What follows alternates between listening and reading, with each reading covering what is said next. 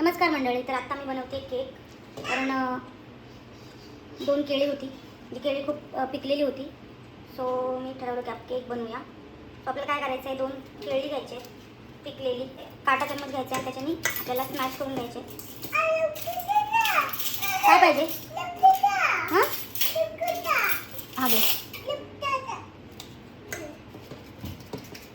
सगळ्या व्हिडिओमध्ये येतो पाणी नाहीतर काहीतरी वेगळं. तर अशी आपल्याला अंडी टाकायचे आहेत, किंवा तुम्ही अंडा स्किप सुद्धा करू शकता. मी अंड्याचं बनवते.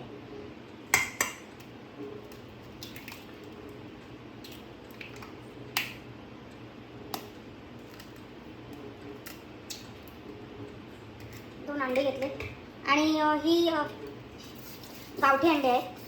सो तुम्ही छोटे असतात म्हणून मी 2 घेतले. तुम्ही बॉयलरचं असेल तर तुम्ही 1 अंडा घेऊ शकता. आणि आपल्याला दही घ्यायचे आहे. दही किती घ्यायचं आहे? तुमच्याकडे 1 कप नसतील तर तुम्हाला अर्धी वाटी दही घ्यायचं आहे.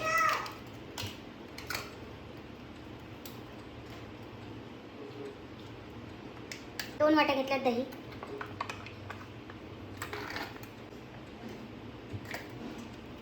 हे तुमच्याकडे मेजरचे कप असेल तर 1/4 कप आपल्याला तेल घ्यायचं आहे. जर नसतील तुम्ही 1 वाटीचा अंदाज घ्या. 1/4 कप तेल.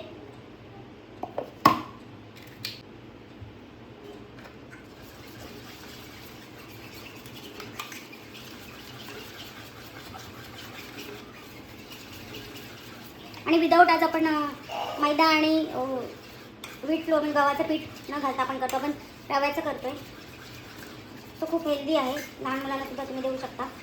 आणि तुम्ही साखरच्या ऐवजी तुम्ही त्याच्यामध्ये गूळ सुद्धा टाकू शकता. तुम्ही आज साखरेचा बनवते.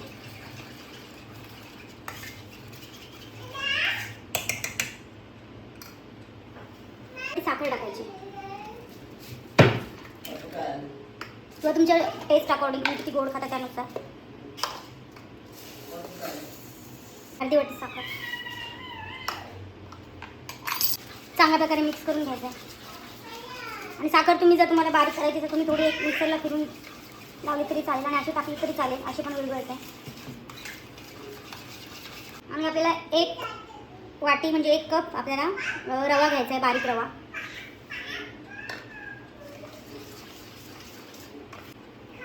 आणि 2 ते 3 टेबलस्पून आपण पाणी किंवा दूध टाकू शकतो. म्हणजे कन्सिस्टन्सी बघा. 2 टेबलस्पून आपल्याला पाणी टाकायचं किंवा दूध. आणि याच्यामध्ये आपल्याला चिमूटभर मीठ टाकायचं आहे. चिमूटभर. आणि आपल्याला हे मिश्रण अर्धा तास असंच ठेवायचं आहे. 30 मिनिट झाल्यानंतर आपल्याला व्हॅनिला इसेन्स टाकायचा आहे. 1 टीस्पून आपल्याला बेकिंग पावडर घ्यायचे.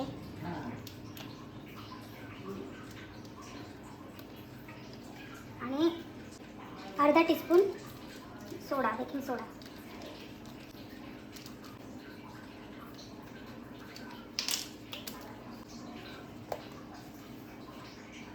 मिक्स झालं. आपल्याला 3 घ्यायचं आहे आणि त्याला ऑइल ग्रीस करून घ्यायचं.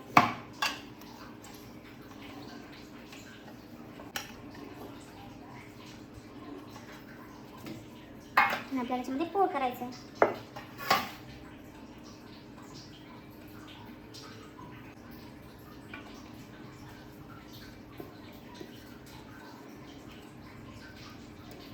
मायक्रोवेव्ह प्लेटला ठेवलाय.